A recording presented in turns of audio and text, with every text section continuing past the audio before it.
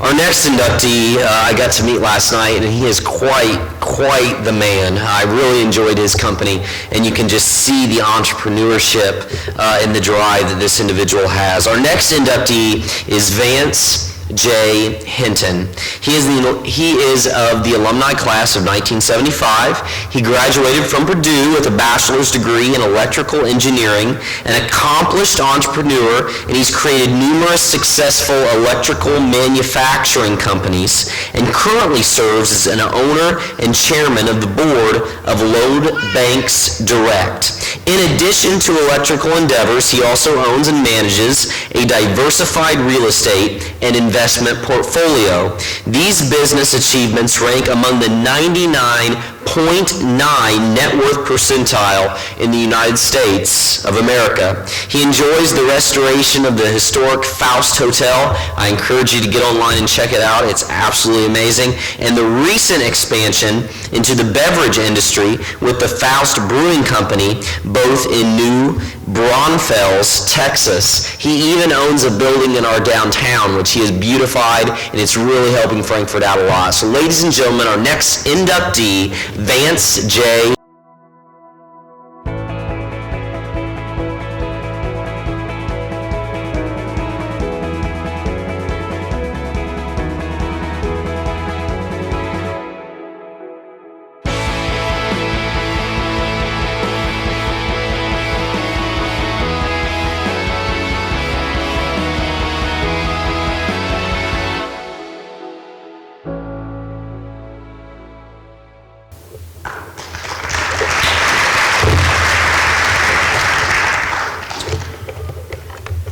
I'm grateful to Nick because he had to go right after Kyle Cook, and I did not. That's a tough act to follow there, Kyle. I would like to thank my good friend Steve Keeney for my nomination. Along with my wife Priscilla of 34 years, she secretly put together data for Steve for the committee, and I still am not sure why I'm recognized, but I do want to thank Chairman Dodstock for all of the work that he did and everyone that he got involved in this endeavor. I'd like to thank the Hall of Fame committee for the honor of being in the first inaugural class of the Frankfort Hot Dogs Hall of Fame. Very much looking forward to next year's hall as well, because then I won't be so tense having to give a speech.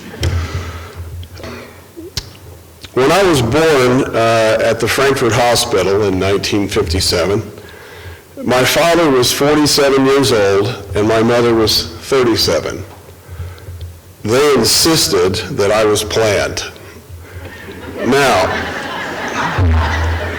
I can tell you that at 37, if I'd have suggested to my wife that we have a child, I think I would have had an ice pick put into my eyeball. Anyway, back to my folks. They both worked very hard in local factories and for very little money. However, I never recall going to bed hungry or never having shoes or clothes to wear to school. I can't imagine the sacrifices that they made on my behalf, bringing me into the world and caring for me when I was young. They always made sure that I was engaged in some kind of money-making endeavor, whether it was mowing yards, shoveling snow, delivering newspapers.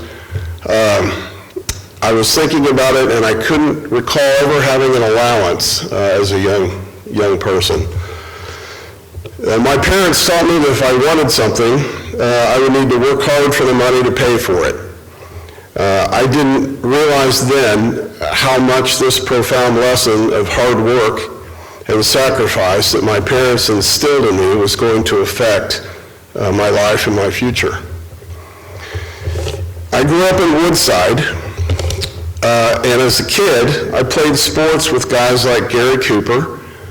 Coop's here today. He's been a friend of mine since the second grade. Also, Junior Gerald, Gary Lanham, Goose, if anyone knows him. That's just to name a few.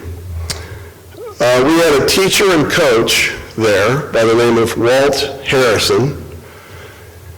Mr. Harrison taught us the importance of discipline, hard work, good sportsmanship, and how important it is to win. It's a very profound thing to learn when you're that young, because it's an attitude that you develop. Anyway, as sixth graders, we won the city championship of all of the grade schools in every sport. I think that was really a neat thing for us kids. From grades 7 through 9, I landed a job every day after school and all day Saturday working at Friedman's department store. Louis Friedman taught me the value of $1, which I'm sure you guys could, if you all knew Louis, you would know what I'm talking about. And he emphasized how important it is for you to always stay busy and never stop working. Now, that was most definitely while I was under his employment, but it was kind of a message that he instilled in me that has stuck for my whole life. It's kind of like the shark that never stops, you know. So that was grades 7 through 9. In the 10th grade, after getting my driver's license, I landed a job at the Phillips 66 gas station that was just down the street from the high school. This was owned by Gene Davis. Now, I'm sure a lot of people in the room know who Gene Davis was. I worked for Gene every day after school and all day Saturday, just as I had done for Louis. And I didn't know at that time that Gene was going to become one of the most influential mentors of my life. Gene taught me how to treat people, to be kind and generous. And he helped my mind develop to allow me to solve a lot of mechanical problems and challenges. And it was during this time, working for Gene, that I was fortunate enough to make some lifelong friendships that are very important to me still to this day. Would the room and crew raise your hands, please, so that they can be recognized? I'm talking about all these guys here. Thank you for your friendship. I've had a lot of really great teachers from kindergarten and throughout my entire time at Frankfort. But my most favorite teacher of all was Clarence Worthen. Now, Mr. Worthen introduced me to the world of electricity. I was fascinated by it. You couldn't see it, but yet it's there. I signed up to be in his class all 3 of my high school years. It was his influence that convinced me that I wanted to become an electrical engineer someday.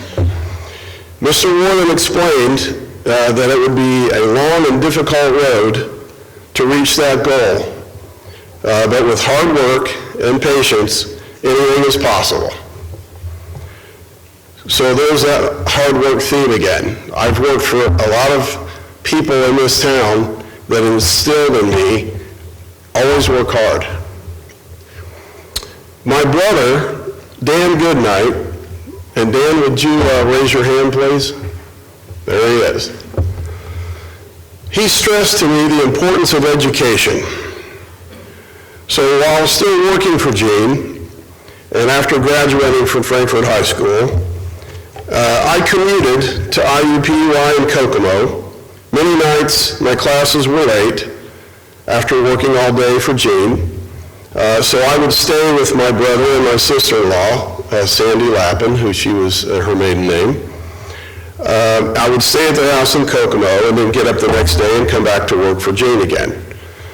After a year at IUPUI and working for Gene in the process, I finally saved up enough money to transfer to the West Lafayette campus of Purdue.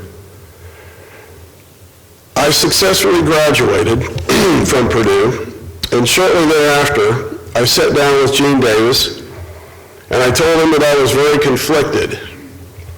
I told Gene that I was contemplating a move to Texas, a state very far away, and I was apprehensive, and I was worried about leaving family and friends. So Gene thought about it for a second, and then he smiled, and he said, you can always come back, but you can't always leave. So I asked Gene what he meant by that statement, and his response was, when you figure out what that means, then you'll know what to do. Well, it took me some thinking, but then I realized I wasn't tied down to anything. So the fact that I could leave means I could always come back if things didn't work out. So I did move to Texas. I've enjoyed a rewarding career as an electrical engineer, an entrepreneur, and then a businessman. The businessman part is the most difficult thing in the world. I can't even describe what that even means or what it's all about every day. But thankfully, I've got people in my life that do. I left for Texas in 1981 with $800 cash, a 1973 Chevy pickup truck that burned more oil than gasoline, and my Purdue degree in hand. With hard work, patience, good decision-making, and the help and support of my wife Priscilla, my son Nick, my many friends and family, my colleagues and I created several electrical manufacturing businesses. One of these companies grew to become the largest independent manufacturer of power resistors in North America and was sold in 2014 to a company by the name of Hubbell Incorporated, just outside the Fortune 500. What's a power resistor? Don't ask. I don't want to tell you. Anyway, as I sat thinking about what to say for this speech, it occurred to me that the majority of the members, the majority of my mentors and the fundamental knowledge that has helped influence my life the most happened while I lived in Frankfort, Indiana. So therefore, I thought it would be appropriate for me to acknowledge those people during the course of my speech and give them the credit that they deserve for the difference that they've made in my life.